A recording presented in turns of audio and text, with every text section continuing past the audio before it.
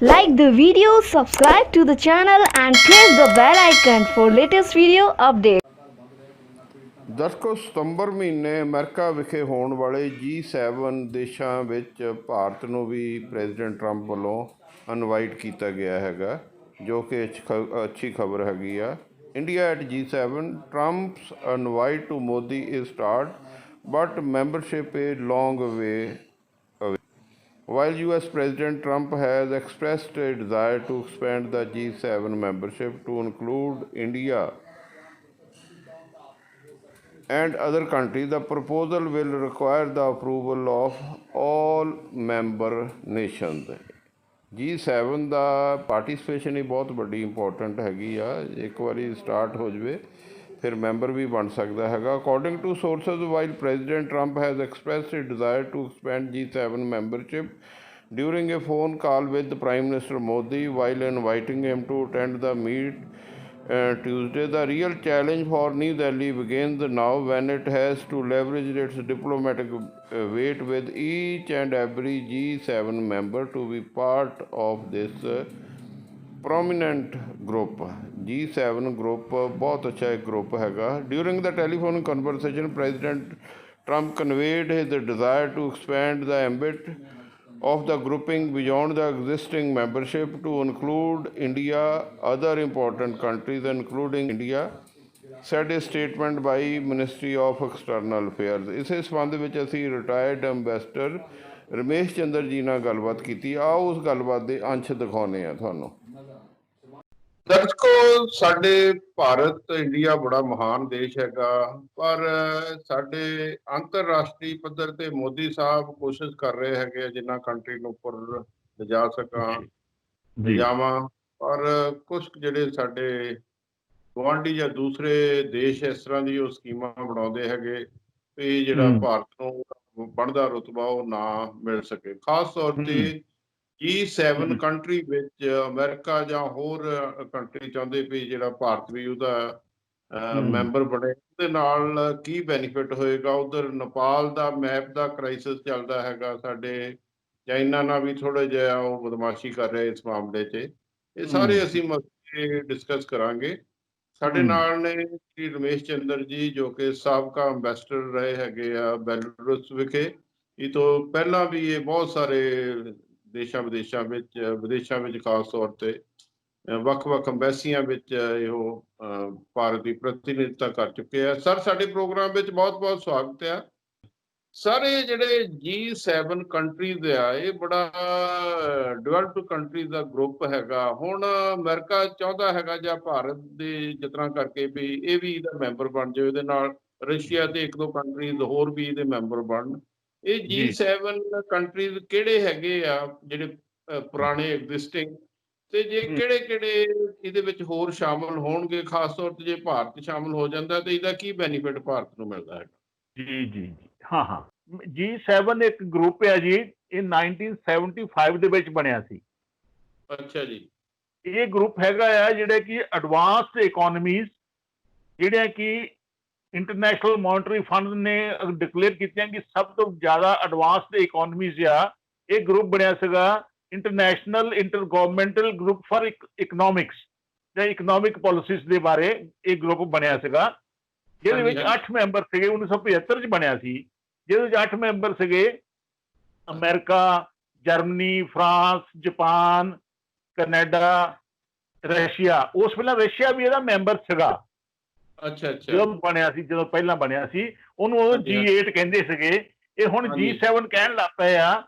ਤੇ 2014 ਚ ਇਨ 2014 ਰਸ਼ੀਆ ਨੇ ਉੱਥੇ ਜਿਹੜਾ ਪਾਲਿਸੀ ਉੱਥੇ ਇਹਦੀ ਮੀਟਿੰਗ ਹੋਣੀ ਸੀਗੀ। ਉਹ ਤੋਂ ਪਹਿਲਾਂ ਉਹਨਾਂ ਨੇ ਰਸ਼ੀਆ ਨੂੰ ਇਹਨਾਂ ਨੇ ਬਾਹਰ ਕੱਢਤਾ ਕਿ ਉੱਥੇ ਉਹਨਾਂ ਨੇ ਕ੍ਰੀਮੀਆ ਦੇ ਵਿੱਚ ਉਹਨਾਂ ਨੇ ਕੋਈ ਐਕਸ਼ਨ ਕੀਤਾ ਸੀ ਆਪਣੇ ਨਾਲ ਗੁਆਂਢੀਆਂ ਮੁਲਕਾਂ ਨਾਲ, ਤੇ ਉਹਦੇ ਖਿਲਾਫ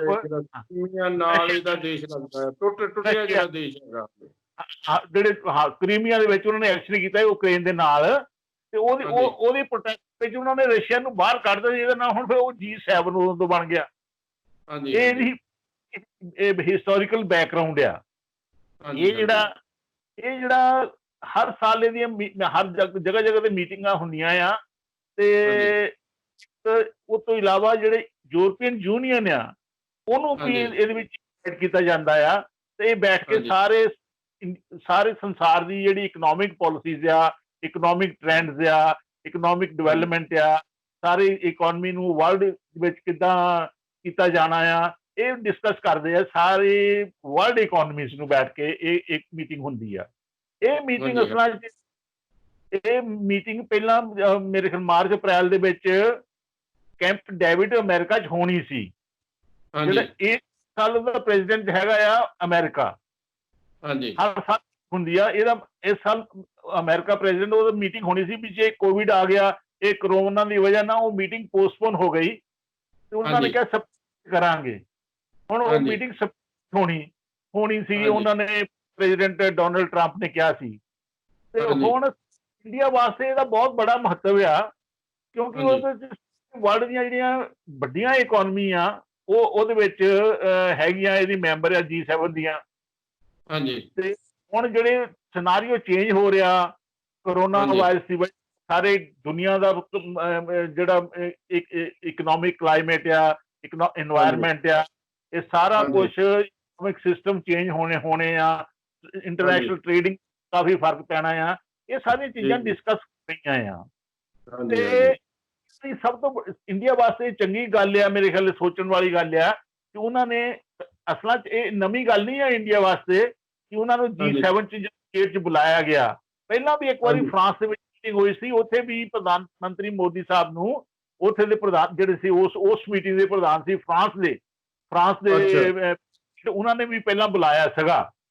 ਤੇ ਅੱਛਾ। ਹੁਣ ਪ੍ਰੈਜ਼ੀਡੈਂਟ ਟਰੰਪ ਨੇ ਕਿਉਂਕਿ ਉਹਨਾਂ ਦੇ ਇਸ ਵਾਰੀ ਚੇਅਰਮੈਨ ਉਹ ਆ, ਤੇ ਉਹਨਾਂ ਨੇ ਕਿਹਾ ਵੀ ਹਾਂਜੀ। ਮੋਦੀ ਸਾਹਿਬ ਤਾਂ ਹੋਰ ਦੂਸਰੀਆਂ ਇਕਨੋਮੀ ਜਿਹੜੀਆਂ ਵੱਡੀਆਂ ਆ, ਹੁਣ ਉਹਨਾਂ ਹਾਲੇ ਨੂੰ ਵੀ ਇਹ ਬੁਲਾਇਆ ਗਿਆ। ਵੀ ਬੁਲਾਉਣਾ ਚਾਹੁੰਦੇ ਆ। ਇਹ ਇੱਕ ਹਾਂਜੀ। ਵੈਲਕਮ ਸਟੈਪ ਹੈ ਸਾਡੇ ਵਾਸਤੇ, ਇਹ ਵੈਲਕਮ ਹਾਂਜੀ। ਪੋਜੀਸ਼ਨ ਆ। ਇੰਡੀਆ ਦੀ ਵੱਡੀ ਇਕਨੋਮੀ ਆ, ਨੈਚੁਰਲੀ ਹੈ ਵੀ ਆ, one of the fastest growing economy ਆ, ਔਰ ਸਾਰਾ ਕੁਝ ਚੇਂਜ ਹੋ ਰਿਹਾ, ਸਿਸਟਮ ਚੇਂਜ ਹੋ ਰਿਹਾ। ਇੰਡੀਆ ਦਾ ਇੱਕ ਅਹਿਮ ਰੋਲ ਆ, ਇੰਡੀਆ ਦਾ ਰੋਲ ਹੋਣਾ ਵੀ ਚਾਹੀਦਾ ਆ, ਤਾਂ ਹੈਗਾ ਵੀ ਆ। ਇਹਨੂੰ ਰਿਕੋਗਨੀਸ਼ਨ ਹੋ ਰਹੀ ਹੈ, ਇਹ ਚੰਗੀ ਗੱਲ ਆ। ਪਰ ਹਾਲੇ ਸਾਨੂੰ ਹਾਲੇ ਇਹ ਹੋਇਆ ਕਿ ਉਹ ਸਾਨੂੰ ਇਹਦੇ ਪਰਮਾਨੈਂਟ ਮੈਂਬਰ ਬਣਾਉਣਾ ਚਾਹੁੰਦੇ ਆ, ਕੋਈ ਪਰਮਾਨੈਂਟ ਪੋਜੀਸ਼ਨ ਦੇਣਾ ਚਾਹੁੰਦੇ ਆ, ਜਾਂ ਸਾਨੂੰ ਸਪੈਸ਼ਲ ਇਨਵਾਈਟ ਕਰਕੇ ਬੁਲਾਉਣਾ ਚਾਹੁੰਦੇ ਆ, ਜਾਂ ਕਿੱਦਾਂ ਬੁਲਾਉਣਾ, ਇਹ ਹਾਲੇ ਸਾਡੇ ਵਾਸਤੇ ਕਲੀਅਰ ਨਹੀਂ ਗਾ। ਪਰ ਜੋ ਕੁਝ ਵੀ ਹੋਇਆ, we must welcome this step and it's good for India, and actually India should join this kind of grouping, ਜਿਹੜੇ ਕਿ ਹੋਰ ਸਾਰੇ ਇਦਾਂ ਬਹੁਤ ਸਾਰੇ ਗਰੁੱਪ ਹੈਗੇ ਆ, G8 ਆ, G10 ਆ, G20 ਆ। ਹਾਂਜੀ। ਹਾਂਜੀ। ਹਾਂਜੀ। ਹਾਂਜੀ। ਹਾਂਜੀ।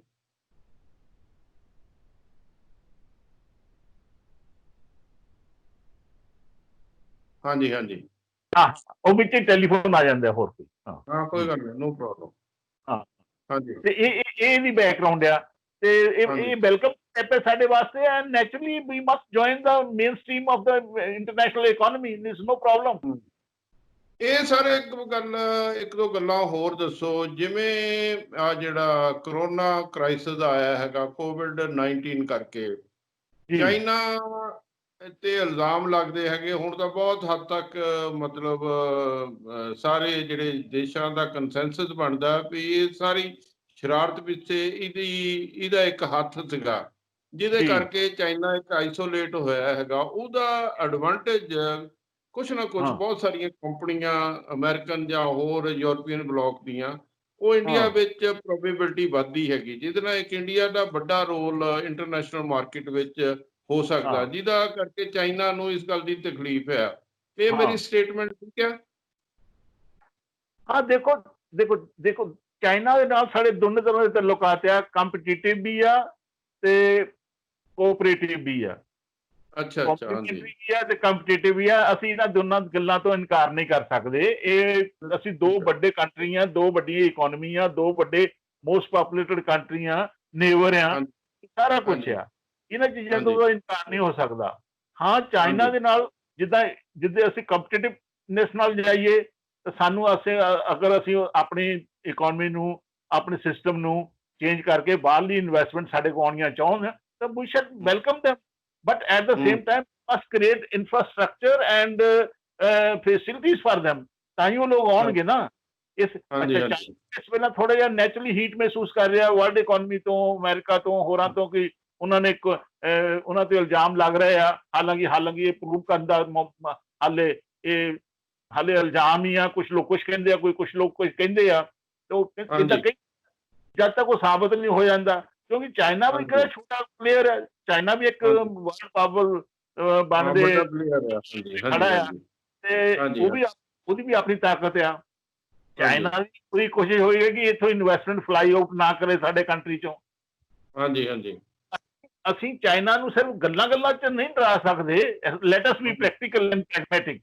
ਅਸੀਂ ਅਗਰ ਅਸੀਂ ਚਾਈਨਾ ਤੇ ਸਮਝ ਲਓ ਹੀਟ ਪੈਦਾ ਹੁੰਦੀ ਆ, ਜਿਹੜੀਆਂ ਦੂਸਰੀਆਂ ਡੈਮੋਕ੍ਰੈਟਿਕ ਕੰਟਰੀਜ਼ ਆ ਜਾਂ ਓਪਨ ਵਰਲਡ ਆ ਜਾਂ ਡਿਵੈਲਪਡ ਕੰਟਰੀਜ਼ ਆ ਜਾਂ ਹੋਰ ਵੱਡੀਆਂ ਪਾਵਰਾਂ ਚਾਈਨਾ ਦੇ ਤੋਂ ਥੋੜਾ ਹਟ ਕੇ ਹੋਰ ਤਰ੍ਹਾਂ ਇੱਥੇ ਇਨਵੈਸਟ ਕਰਨਾ ਚਾਹੁੰਦੇ ਆ, ਇਹ ਸਿਰਫ ਵਿਸ਼ਵਲ ਥਿੰਕਿੰਗ ਬਹੁਤ ਅੱਛੀ ਗੱਲ ਆ।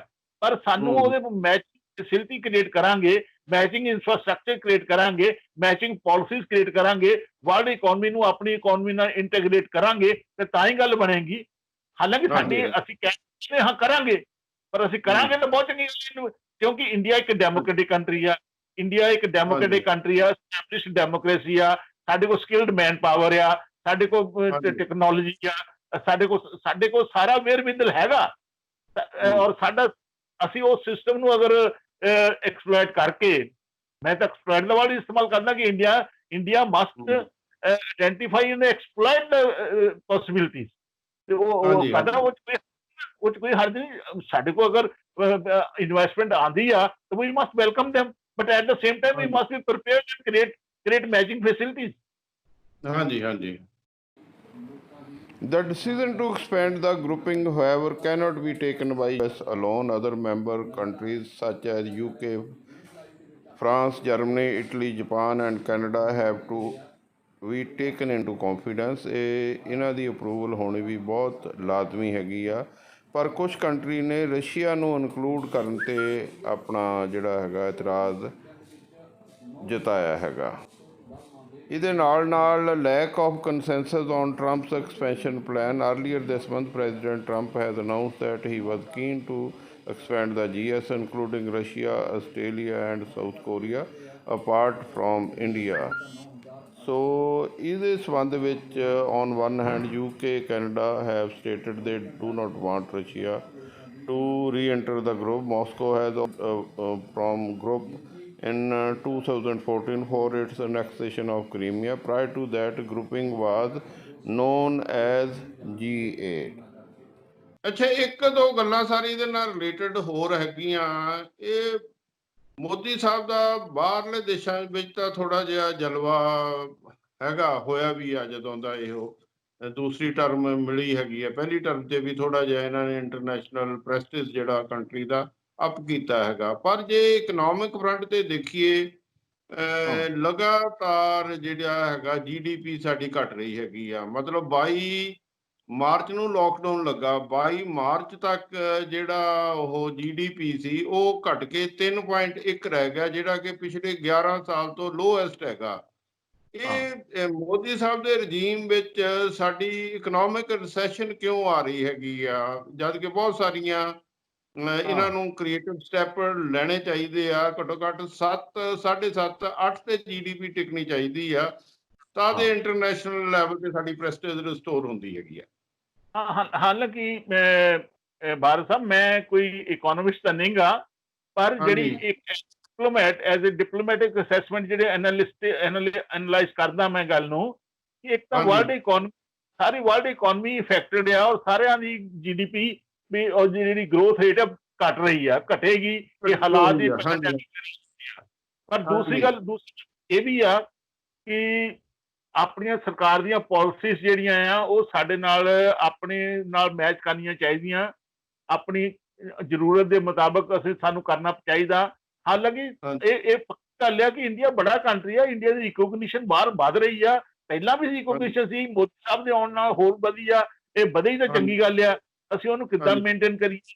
ਤਾਂ ਮੇਰੀ ਖਿਆਲ ਦੇ ਨਾਲ ਇਸ ਜਿਹੜੀ ਇਮਰਜਿੰਗ ਸਿਚੁਏਸ਼ਨ ਆ, ਇਸ ਹੱਲ ਕਰਨ ਵਾਸਤੇ ਮੇਰੀ ਆਪਣੀ ਰਾਏ ਇਹ ਆ ਕਿ ਪ੍ਰਧਾਨ ਮੰਤਰੀ ਮੋਦੀ ਸਾਹਿਬ ਨੂੰ ਜਾਂ ਰੂਲਿੰਗ ਪਾਰਟੀ ਨੂੰ ਜਿਹੜੀ ਆਪੋਜੀਸ਼ਨ ਦੇ ਨਾਲ ਔਰ ਜਿਹੜੇ ਐਕਸਪਰਟ ਆ ਇਕਨੋਮਿਕਸ ਦੇ ਉਹਨਾਂ ਨਾਲ ਬੈਠ ਕੇ ਸਾਰੀ ਸਲਾਹ ਮਸ਼ਵਰਾ ਕਰਕੇ ਇੱਕ ਕੰਸੈਂਸਸ ਪਾਲਿਸੀ ਬਣਾਉਣੀ ਚਾਹੀਦੀ ਆ। ਬਿਲਕੁਲ ਠੀਕ, ਬਹੁਤ ਵਧੀਆ ਤੁਹਾਡਾ ਧਿਆਨ ਹੈ। ਹਾਂਜੀ, ਖਿਆਲ ਹੈ। ਇਹ ਅਸੀਂ ਇਹਦੇ ਵਿੱਚ ਬਰਾਉਨੀ ਪੁਆਇੰਟਸ ਦੀ ਗੱਲ ਨਹੀਂ, ਇਹ ਕੰਟਰੀ ਦੀ ਗੱਲ ਆ। ਜਿੱਦਾਂ ਕਿ ਪ੍ਰਧਾਨ ਮੰਤਰੀ ਮਨਮੋਹਨ ਸਿੰਘ ਸਾਹਿਬ ਸਨ, ਉਹ ਸਿੰਘ ਦੀਆਂ ਸੇਵਾਵਾਂ ਲਈਆਂ ਜਾ ਸਕਦੀਆਂ ਡਾਕਟਰ ਸਾਹਿਬ ਦੀਆਂ, ਸਾਰੇ ਕੁਝ ਜਾਣਦੇ ਆ। ਉਹਨਾਂ ਗੱਲਾਂ ਨੂੰ ਇੱਕ ਪ੍ਰੈਸਟੀਜ ਨਾ ਕਰਕੇ, ਈਗੋ ਨਾ ਕਰਕੇ, ਇੱਕ ਇਹਨੂੰ ਪੋਲੀਟੀਕਲ ਮਸਲਾ ਨਾ ਲੈ ਕੇ ਇੱਕ ਕੁਝ ਮਸਲਿਆਂ ਤੇ, ਜਿੱਦਾਂ ਫੋਰਨ ਪਾਲਿਸੀ ਦੇ ਕੁਝ ਮਸਲਿਆਂ ਤੇ ਜਾਂ ਇਕਨੋਮਿਕਸ ਦੇ ਜਿਹੜੀ ਕੰਟਰੀ ਦੀ ਟੋਟਲ ਡਿਵੈਲਪਮੈਂਟ ਦੀ ਗੱਲ ਆ, ਉਹਨਾਂ ਮਸਲਿਆਂ ਤੇ ਇੱਕ ਸਾਨੂੰ ਇੰਟਰਨਲ ਕੰਸੈਂਸਸ ਪੈਦਾ ਕਰਨ ਦੀ ਲੋੜ ਆ। ਅਗਰ ਸਾਡੇ ਕੋਲ ਟਾਈਮ ਹੋਵੇ, ਤੈਨੂੰ ਗੱਲ ਦੱਸਾਂ, ਸਵੀਡਨ ਦੇ ਵਿੱਚ ਮੈਂ ਸੀਗਾ। ਸਵੀਡਨ ਦੇ ਵਿੱਚ 91 ਦੇ ਵਿੱਚ ਇਹਨਾਂ ਨੇ ਪ੍ਰਧਾਨ ਮੰਤਰੀ ਨਰਸਿਮਹਾ ਰਾਓ ਨੇ ਇਹਨਾਂ ਨੂੰ ਫੋਰਨ ਮਿਨਿਸਟਰ ਬਣਾਇਆ। ਇਹਨਾਂ ਨੇ ਉਦੋਂ ਫਾਈਨੈਂਸ ਮਿਨਿਸਟਰ ਬਣਾਇਆ ਸੀ। ਹਾਂ, ਫੋਰਨ ਮਿਨਿਸਟਰ ਬਣਾਇਆ, ਫਾਈਨਾਂਸ ਮਿਨਿਸਟਰ ਬਣਾਇਆ, ਤੇ ਉਹਨਾਂ ਨੇ ਆਪਣੇ ਰਿਫਾਰਮ, ਇਕਨੋਮਿਕ ਰਿਫਾਰਮ ਸ਼ੁਰੂ ਕੀਤੇ। ਤੇ ਲੋਕਾਂ ਨੂੰ ਬੜੀ ਬਹਿਮ ਸੀ। ਮੈਨੂੰ ਵੀ ਉੱਥੇ ਬੁਲਾਇਆ ਗਿਆ, ਮੈਂ ਹੁਣ ਗਿਆ, ਬਿਜ਼ਨਸ ਮਿਲਿਆ ਉੱਥੇ, ਜਿੱਦਾਂ ਫਿੱਕੀ ਆ, ਜਿੱਦਾਂ ਆਪਣਾ ਜਾਂ CIA ਆ, ਉੱਥੇ ਉਹਨਾਂ ਦਾ ਜਿਹੜਾ ਕਾਊਂਟਰ ਪਾਰਟ ਮੈਨੂੰ ਬੁਲਾਇਆ ਤੇ ਮੇਰੇ ਤੋਂ ਇਹ ਸਵਾਲ ਪੁੱਛੇ। ਹਾਲਾਂਕਿ ਉਸ ਵੇਲੇ 2 ਮਹੀਨੇ ਹੀ ਹਾਲੇ ਹੋਏ ਸੀ, ਤੇ ਉਹਨਾਂ ਨੇ ਸਵਾਲ ਪੁੱਛਿਆ ਵੀ ਉਹਨਾਂ ਦੀ ਗਵਰਨਮੈਂਟ ਹੀ ਹੈਗੀ, ਤੁਹਾਡੀ ਜਿਹੜੀ ਮੈਜੋਰਿਟੀ ਚ ਨਹੀਂਗੀ, ਤਾਂ ਇਹ ਰਿਫਾਰਮ ਕਿੱਦਾਂ ਰਹਿਣਗੇ। ਤੇ ਮੈਂ ਉਹਨਾਂ ਨੂੰ ਇੱਕ ਗੱਲ ਦੱਸੀ ਸੀ, ਮੈਂ ਕਿਹਾ ਵੀ ਜੋ ਕੁਝ ਵੀ ਹੈ, ਅਸੀਂ ਇੱਕਦਮ ਅਬਰਪਟਲੀ ਕੁਝ ਨਹੀਂ ਕੀਤਾ। ਇਹ ਸਾਡਾ ਸਲੋ ਗ੍ਰੈਜੂਅਲ ਐਵੋਲੂਸ਼ਨ ਹੈ ਸਾਡੀ ਪਾਲਿਸੀ ਦਾ। ਤੇ ਹੁਣ ਜੋ ਕੁਝ ਮਨਮੋਹਨ ਸਿੰਘ ਨੇ ਕੀਤਾ, ਇਟਸ ਏ ਨੈਸ਼ਨਲ ਏਜੰਡਾ। ਕੋਈ ਵੀ ਪਾਰਟੀ ਆ ਜਾਏ ਉਹਨੂੰ ਬਦਲ ਨਹੀਂ ਸਕਦੀ। ਥੋੜੀ ਬਹੁਤੀ ਰੂਟ ਤਾਂ ਬਦਲ ਦੇਗੀ, ਜਾਂ ਇੱਧਰ ਦੀ ਕੰਨ ਨਾ ਫੜ ਕੇ ਉੱਧਰਲੀ ਕੰਨ ਫੜ ਲਵਾਂਗੇ, ਪਰ ਸਾਡੀ ਜਿਹੜੀ ਇਹ ਨੈਸ਼ਨਲ ਏਜੰਡਾ ਔਰ ਨੈਸ਼ਨਲ ਪਾਲਿਸੀ ਆ, ਇਹਨੂੰ ਕੋਈ ਸਰਕਾਰ ਬਦਲ ਨਹੀਂ ਸਕਦੀ। ਇਸ ਵੇਲੇ 91 ਦੇ ਵਿੱਚ ਉੱਥੇ ਦੀ ਬਿਜ਼ਨਸ ਕਮੇਟੀ ਨੂੰ ਦੱਸਿਆ, ਤੇ 1 ਸਾਲ ਬਾਅਦ ਉਹ ਆਇਆ, ਤੇ ਉਹਨੇ ਕਿਹਾ ਜੀ ਵੀ 1 ਸਾਲ ਹੋ ਗਿਆ, ਹੁਣ ਤਾਂ ਅਸੀਂ ਲਾਗੂ ਆ। ਉੱਥੇ ਕਿਹਾ ਵੀ ਆ ਬੈਠਾ ਰਮੇਸ਼ ਚੰਦਰ ਸਾਡੇ ਮੋਹਰੇ, ਇਹਨੂੰ ਸਾਨੂੰ 1 ਸਾਲ ਪਹਿਲਾਂ ਇਹ ਗੱਲ ਦੱਸੀ ਸੀ ਵੀ ਇਹ ਇੱਕ ਨੈਸ਼ਨਲ ਏਜੰਡਾ ਆ। ਉਹ ਸਾਨੂੰ ਨੈਸ਼ਨਲ ਬਣਾਉਣ ਦੀ ਲੋੜ ਆ।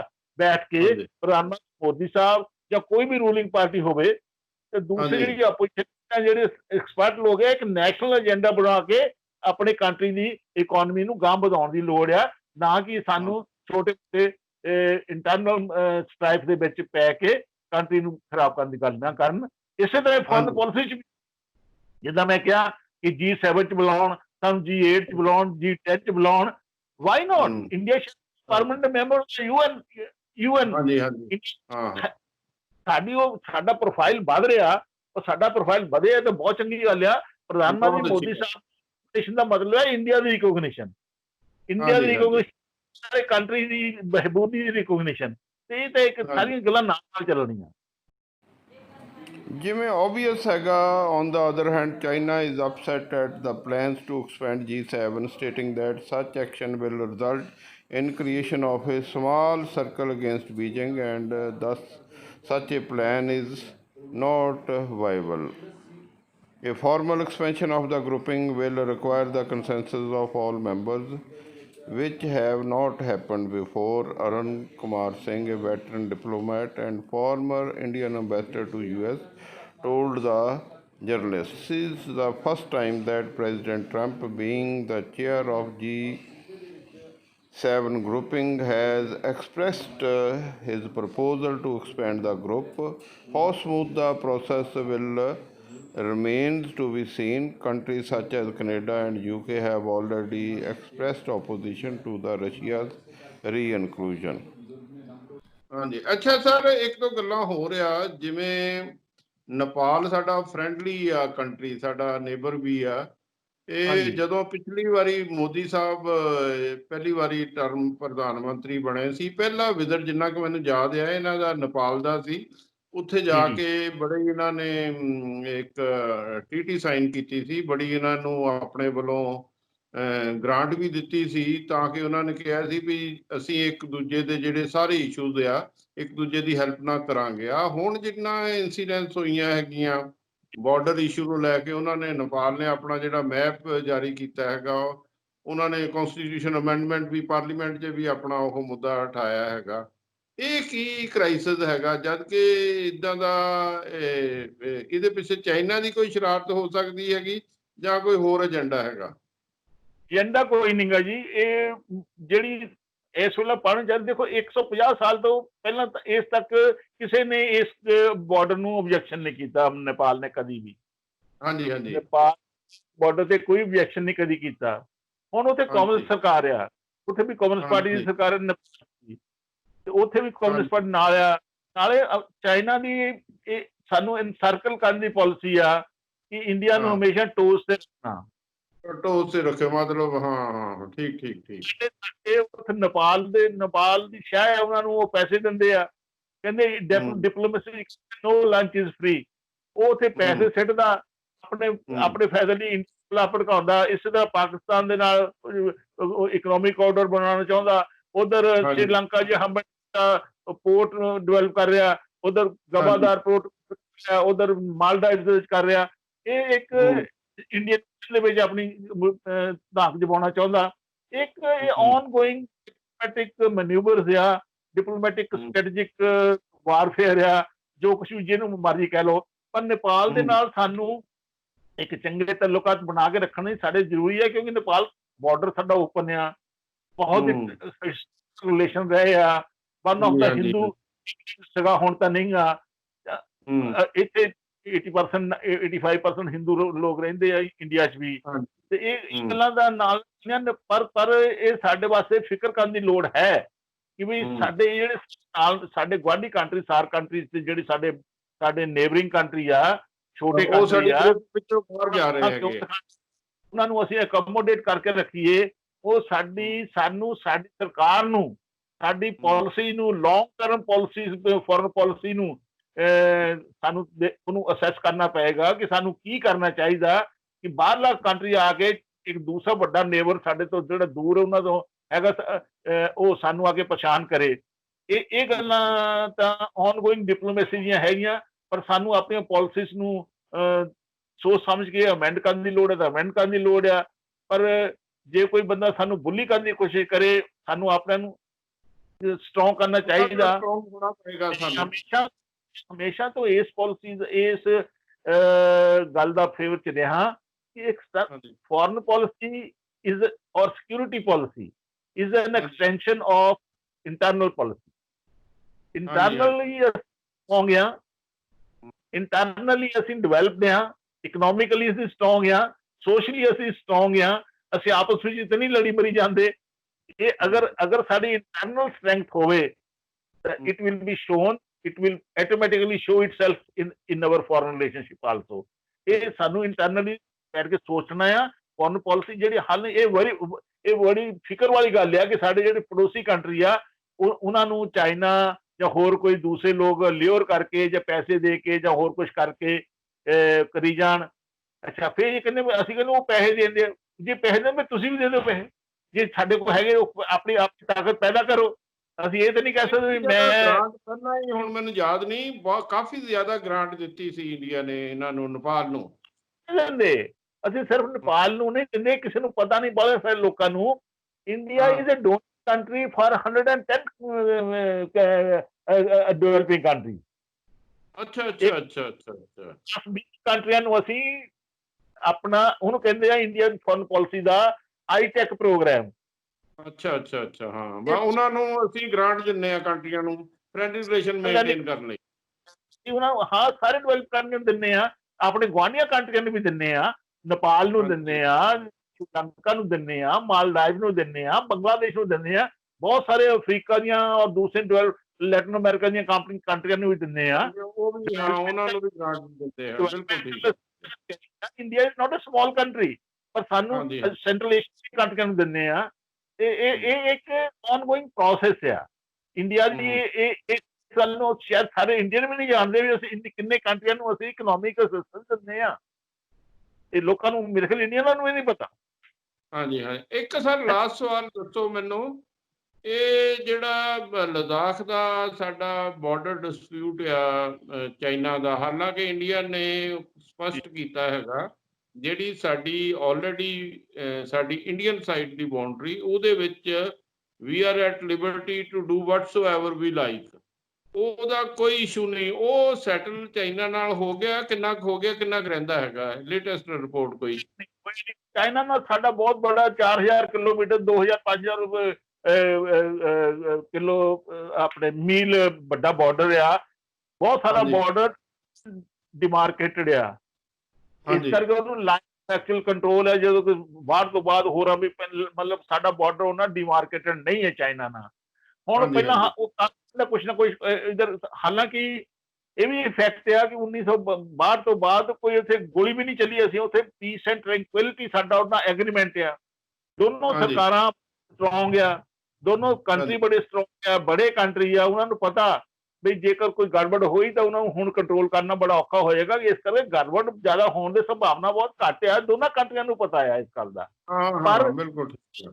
ਪਰ ਇੱਕ ਗੱਲ ਤੋਂ ਸਾਨੂੰ ਨਹੀਂ ਅੱਖਾਂ ਮੂੰਦਣੀਆਂ ਚਾਹੀਦੀਆਂ ਕਿ ਚਾਈਨਾ ਦੀ ਪਾਲਿਸੀ ਸਾਨੂੰ, ਜਿੱਦਾਂ ਮੈਂ ਦੱਸਿਆ, ਹਮੇਸ਼ਾ ਸਾਨੂੰ ਖੜਾ ਕਰਕੇ ਰੱਖਣ ਜੇ ਕੋਈ ਨਾ ਕੋਈ ਸ਼ੋਰ ਸ਼ਰਾਬਾ ਕਰਕੇ ਰਹੋ, ਤਾਂ ਕਿ ਇਹ ਹੋਰ ਮੁੱਦਿਆਂ ਵੱਲ ਘੱਟ ਧਿਆਨ ਦੇ ਸਕਣ। ਇੱਕ ਤਾਂ ਉਹਦੀ ਇਹ ਪਾਲਿਸੀ ਆ। ਇੰਡੀਆ ਨਾਲ ਸਾਡੀ ਚਾਈਨਾ, ਚਾਹੇ ਮੈਂ ਜਿੱਦਾਂ ਕਿਹਾ ਵੀ ਕੰਪੀਟੀਟਿਵਨੈਸ ਵੀ ਆ ਤੇ ਕੰਪਲੀਮੈਂਟੈਰਿਟੀਜ਼ ਵੀ ਆ, ਦੋ ਬੜੀਆਂ ਕਰ ਰਹੀ ਆ। ਮੇਰਾ ਖਿਆਲ ਇਸ ਜਿਹੜੇ ਲਦਾਖ ਵਾਲਾ ਮਸਲਾ ਆ, ਲਾਈਨ ਮੇਰੀ ਆਪਣੀ ਅਸੈਸਮੈਂਟ ਇਹ ਆ ਕਿ ਹਾਲਾਂਕਿ ਸਾਨੂੰ ਸਰਕਾਰ ਸਾਡੀ ਦੱਸੇ, ਸਾਡੀ ਸਰਕਾਰ ਉਹ ਕਹਿ ਰਹੀ ਕਿ ਅਸੀਂ ਡਿਪਲੋਮੈਟਿਕ ਤਰੀਕੇ ਨਾਲ ਗੱਲ ਕਰ ਰਹੇ ਹਾਂ, ਮਿਲਟਰੀ ਲੈਵਲ ਤੇ ਗੱਲ ਕਰ ਰਹੇ ਹਾਂ, ਅੰਡਰ ਦਾ ਅਰੇਂਜਮੈਂਟਸ ਗੱਲਾਂ ਕਰ ਰਹੇ ਹਾਂ, ਗੱਲਾਂ ਹੋ ਰਹੀਆਂ। ਉਹ ਚਾਈਨਾ ਖੁਦ ਉਹਨੂੰ ਡਾਊਨ ਪਲੇ ਕਰ ਰਿਹਾ, ਅੰਡਰ ਪਲੇ ਕਰ ਰਿਹਾ ਆ, ਇਹ ਵੀ ਨਹੀਂ ਕੋਈ ਗੱਲ ਨਹੀਂ, ਕੋਈ ਗੱਲ ਨਹੀਂ, ਅਸੀਂ ਕਰ ਲਾਂਗੇ। ਪਰ ਮੇਰੀ ਜਿਹੜੀ ਅਸੈਸਮੈਂਟ ਇਹ ਆ ਕਿ ਚਾਈਨਾ ਲਾਈਨ ਆਫ ਕੰਟਰੋਲ ਦੇ ਐਡਵਾਂਟੇਜ ਤੇ ਆ। ਉਹ ਜਾਂ ਉਹਦਾ ਅੰਦਰ ਆ ਚੁੱਕਾ ਆ, ਜਾਂ ਤਾਂ ਉਹ ਥੋੜਾ ਬਹੁਤਾ ਅੰਦਰ ਆ ਚੁੱਕਾ ਹੈ, ਤਾਂ ਉਹ ਪਿੱਛੇ ਨਹੀਂ ਜਾਂਦਾ। ਹੁਣ ਜਿਹੜਾ ਬਦਮਾਸ਼ ਆਦਮੀ ਹੁੰਦਾ ਉਹ ਆਪਾਂ ਕਹਿੰਦਾ ਉਹਨਾਂ ਨੇ ਕੋਈ ਗੱਲ ਨਹੀਂ, ਕੋਈ ਗੱਲ ਨਹੀਂ, ਠੀਕ ਹੋਣਾ, ਉਹ ਤਾਂ ਪਹਿਲੇ ਐਡਵਾਂਟੇਜ ਹੈ। ਸਮਝੇ ਸਮਝੇ। ਉਹ ਨਾ ਉਸ ਵੇਲੇ ਐਡਵਾਂਟੇਜ ਆ ਕੇ ਉਹਨੇ ਸਟੇਟਸ ਕੋ line of actual control the change ਕਰਕੇ ਤੇ ਕਹੀ ਜਾਂਦਾ ਕੋਈ ਨਹੀਂ ਕਰ ਲਾਂਗੇ ਯਾਰ, ਕੋਈ ਗੱਲ ਨਹੀਂ, ਬੈਠੋ ਸ਼ਾਂਤੀ ਨਾਲ, ਕੋਈ ਗੱਲ ਨਹੀਂ, ਕੋਈ ਫਿਕਰ ਨਾ ਕਰੋ। ਸਰ ਹੋਰ ਲਾਸਟ ਸਵਾਲ ਆ, ਇਹ ਜਿਵੇਂ ਬਹੁਤ ਸਾਰੇ ਸੋਸ਼ਲ ਮੀਡੀਆ ਤੇ ਕੁਝ ਇੰਟੈਲੈਕਚੁਅਲ ਜਾਂ ਜਿਹੜੇ ਆਪਣੇ ਆਪ ਨੂੰ ਜਿਹੜੇ ਨੈਸ਼ਨਲਿਸਟ ਕਹਿੰਦੇ ਹੈਗੇ, ਉਹ ਕਹਿੰਦੇ ਵੀ ਇਨ ਵਿਊ ਆਫ ਚਾਈਨਾ ਕ੍ਰਾਈਸਿਸ ਸਾਡੇ ਬਹੁਤ ਸਾਰੀਆਂ ਅਸੀਂ ਜਿਹੜੀਆਂ ਚਾਈਨਾ ਦੀਆਂ ਆਈਟੀ ਆ, ਜਿਵੇਂ ਟਿਕਟੌਕ ਜਾਂ ਹੋਰ ਬੜੀਆਂ ਸਾਈਟਸ ਆ, ਜਾਂ ਚਾਈਨਾ ਦਾ ਅਸੀਂ ਮਾਲ ਖਰੀਦਦੇ ਹੈਗੇ, ਉਹਦੇ ਤੇ ਥੋੜਾ ਜਿਹਾ ਮਤਲਬ ਅੰਕੁਸ਼ ਲਾਉਣਾ ਚਾਹੀਦਾ ਹੈਗਾ। ਇਸ ਗੱਲ ਨਾਲ ਸਹਿਮਤ ਹੋ? ਕੁਝ ਇਦਾਂ ਦੀ ਅੱਜ ਦੇ ਜ਼ਮਾਨੇ ਵਿੱਚ ਇਹ ਬੜਾ ਮੁਸ਼ਕਿਲ ਆ, ਕਿਉਂਕਿ ਅਸੀਂ ਵਰਲਡ ਟ੍ਰੇਡ ਆਰਗੇਨਾਈਜੇਸ਼ਨ ਦੇ ਜਿਹੜੇ ਰੂਲਸ ਦੇ ਦੋਨੇ ਮੈਂਬਰ ਕੰਟਰੀ ਆ, ਉਹ ਵਾਇਲੇਟ ਨਹੀਂ ਕਰ ਸਕਦੇ, ਅੰਕੁਸ਼ ਨਹੀਂ ਲਾ ਸਕਦੇ। ਅਸੀਂ ਅੰਕੁਸ਼ ਲਾ ਤਾਂ ਸਕਦੇ ਹਾਂ, ਸਾਡੀ ਆਪਣੀ ਇਕਨੋਮੀ ਆ, ਸਾਨੂੰ ਕੀ ਚਾਹੀਦਾ ਕੀ ਨਹੀਂ ਚਾਹੀਦਾ, ਅਸੀਂ ਕਿੱਦਾਂ ਮੰਗਾਈਏ। ਤੁਸੀਂ ਇਹ ਨਹੀਂ ਕਹਿ ਸਕਦੇ ਵੀ ਅਸੀਂ ਇਹੀ ਚੀਜ਼ ਹੋਰ ਕਿਸੇ ਕੰਟਰੀ ਤੋਂ ਉਸੇ ਰੇਟ ਤੇ ਮੰਗਾਣੀ ਆ, ਪਰ ਚਾਈਨਾ ਤੋਂ ਜਿਹੜੀ ਮੰਗਾਉਣੀ ਆ ਸਸਤੀ ਮੰਗਾਉਣੀ ਆ, ਇਹ ਅੰਕੁਸ਼ ਨਹੀਂ ਲਾ ਸਕਦੇ। ਤੇ ਇਸ ਕਰਕੇ ਸਾਨੂੰ ਇਕਨੋਮਿਕ ਸਿਚੁਏਸ਼ਨ ਨਾਲ ਮੈਚ ਕਰਨਾ ਪਏਗਾ। ਤੁਸੀਂ ਆਪਣੀ ਚੀਜ਼ਾਂ ਮੰਗਾਉਣਾ ਚਾਹੁੰਦੇ, ਕੋਈ ਗੱਲ ਨਹੀਂ, ਨਾ ਮੰਗਾਓ। ਉਹ ਤੁਸੀਂ ਜ਼ਰੂਰ ਸਾਤੋਂ ਮੰਗਾਓ, ਤੁਹਾਨੂੰ ਨਹੀਂ ਲੋੜ, ਪਰ ਤੁਸੀਂ ਚਾਈਨਾ ਨੂੰ ਮੈਚ ਕਰਨ ਲਈ ਤੁਹਾਡੀ ਆਪਣੀ ਪ੍ਰੋਡਕਸ਼ਨ ਤੁਹਾਨੂੰ ਬਣਾਉਣੀ ਪਏਗੀ, ਉਹਨਾਂ ਕੋਸਟ ਕੰਪੈਰੀਜ਼ਨ ਕਰਨਾ ਪਏਗਾ, ਪ੍ਰੋਡਕਸ਼ਨ ਉਸ ਲੈਵਲ, ਉਹਦੀ ਕੁਆਲਿਟੀ ਮੇਨਟੇਨ ਕਰਨੀ ਪਏਗੀ, ਉਹਦਾ ਡਿਸਟ੍ਰੀਬਿਊਸ਼ਨ ਮੇਨਟੇਨ ਕਰਨਾ ਪਏਗਾ। ਇਹ ਸਭ ਚੀਜ਼ਾਂ ਇੰਨੀਆਂ ਆਸਾਨ ਨਹੀਂ ਹੈ, ਇਹ ਕਹਿਣੀਆਂ ਬੜੀਆਂ ਆਸਾਨ ਆ, ਪਰ ਇਹ ਕਰਨੀਆਂ ਮੁਸ਼ਕਲ ਆ। ਇਸ ਕਰਕੇ ਇਹ ਗੱਲਾਂ ਨਹੀਂ। ਹਾਂ, ਆਪਣੇ ਆਪ ਨੂੰ ਇੰਟਰਨਲੀ ਤੁਸੀਂ ਪ੍ਰੋਡਕਸ਼ਨ ਵਧਾਓ, ਉਹਦਾ ਕੋਸਟ ਐਨਾਲਿਸਿਸ ਕਰੋ, ਉਹਨੂੰ ਡਿਸਟ੍ਰੀਬਿਊਸ਼ਨ ਦਾ ਐਨਾਲਿਸਿਸ ਕਰੋ, ਉਹਦੀ ਕੁਆਲਿਟੀ, ਪੈਕੇਜਿੰਗ, ਐਕਸਪੋਰਟ, ਇਹ ਚੀਜ਼ਾਂ ਇਹ ਸਾਰੀਆਂ ਇੱਕ ਇੰਟਰਲਿੰਕਡ ਚੀਜ਼ਾਂ ਆ। ਇਸ ਕਰਕੇ ਇੰਨਾ ਆਸਾਨ ਨਹੀਂ ਹੁੰਦਾ ਕਿ ਇਹ ਟ੍ਰੇਡ ਨੂੰ ਏਦਾਂ ਬੰਦ ਕਰਤਾ ਜਾਵੇ। ਬਿਲਕੁਲ ਬਿਲਕੁਲ ਬਿਲਕੁਲ। ਇਹਦੇ ਨਾਲ ਹੀ ਸੋਸ਼ਲ ਮੀਡੀਆ ਤੇ ਇੱਕ ਹੋਰ ਆਈ ਸੀ, ਮੰਨ ਲਓ ਦੋ ਲਾਈਨਾਂ, ਇੱਕ ਵੱਡੀ ਲਾਈਨ ਹੈ, ਇੱਕ ਛੋਟੀ ਹੈਗੀ ਆ। ਮੰਨ ਲਓ ਕਹਿੰਦੇ ਜੇ ਛੋਟੀ ਲਾਈਨ ਨੇ ਵੱਡੀ ਨਾਲ ਕੰਪੀਟ ਕਰਨਾ, ਆਪਣੀ ਲਾਈਨ ਵੱਡੀ ਕਰੋ ਤਾਂ ਕਿ ਉਹ ਦੂਜੀ ਛੋਟੀ ਹੋ ਜਾਵੇ। ਉਹ ਇੱਕ ਤਰੀਕਾ ਜੋ ਤੁਸੀਂ ਕਿਹਾ, ਸਾਨੂੰ ਪ੍ਰੋਡਕਸ਼ਨ ਵਧਾਉਣੀ ਪਏਗੀ, ਹਰ ਚੀਜ਼ ਤੇ ਉਹਨਾਂ ਨਾਲ ਕੰਪੀਟ ਕਰਨਾ ਪਏਗਾ, ਐਨਾਲਿਸਿਸ ਕਰਨਾ ਪਏਗਾ। ਅਸੀਂ ਅਗਰ ਚਾਈਨਾ ਨੂੰ ਮੈਚ ਕਰਨਾ, ਅਗਰ ਜਿਹੜੀਆਂ ਅਸੀਂ ਚੀਜ਼ਾਂ ਚਾਈਨਾ ਤੋਂ ਮੰਗਵਾਉਂਦੇ ਆ, ਅਗਰ ਉਹੀ ਚੀਜ਼ਾਂ ਅਸੀਂ ਇੱਥੇ ਕਰੀਏ, ਉਨੀ ਅੱਛੀ ਕੁਆਲਿਟੀ ਦੇ ਪ੍ਰੋਡਿਊਸ ਕਰੀਏ ਜਾਂ ਮਾੜੀ ਕੁਆਲਿਟੀ ਦੇ, ਜਿਹੜਾ ਵੀ ਉਹਨਾਂ ਨਾਲ ਮੈਚ ਕਰਨਾ ਆ, ਤੇ ਉਹ ਸਾਨੂੰ ਇੰਟਰਨਲੀ ਕਰਨਾ ਪਏਗਾ। ਤੁਸੀਂ ਇਕੱਲੀ ਇਹ ਥੋੜੀ ਕਹਿ ਸਕਦੇ ਵੀ ਨਾ ਤਾਂ ਇਦਾਂ ਕਿੱਦਾਂ ਹੋ ਸਕਦੀ ਹੈ ਏਡੇ ਵੱਡੇ ਕੰਟਰੀ ਦੇ ਵਿੱਚ ਕਿ ਲੋਕਾਂ ਨੂੰ ਕਿੱਦਾਂ ਹਾਂ ਚਲੋ ਸਰ, ਬਹੁਤ ਅੱਛਾ ਲੱਗਾ ਤੁਹਾਡੇ ਨਾਲ ਗੱਲ ਕਰਕੇ। ਤੁਸੀਂ ਸਾਰੇ ਜਿਹੜੇ ਅੰਤਰਰਾਸ਼ਟਰੀ ਮੁੱਦੇ ਆ ਉਹਨਾਂ ਦੇ ਬਹੁਤ ਸੋਹਣੀ ਜਾਣਕਾਰੀ ਦਿੱਤੀ। ਅਗਾਂਹ ਵੀ ਅਸੀਂ ਗੱਲਬਾਤ ਕਰਦੇ ਰਹਾਂਗੇ। ਬਹੁਤ ਬਹੁਤ ਮਿਹਰਬਾਨੀ। Thank you sir, thank you. Thank you very much.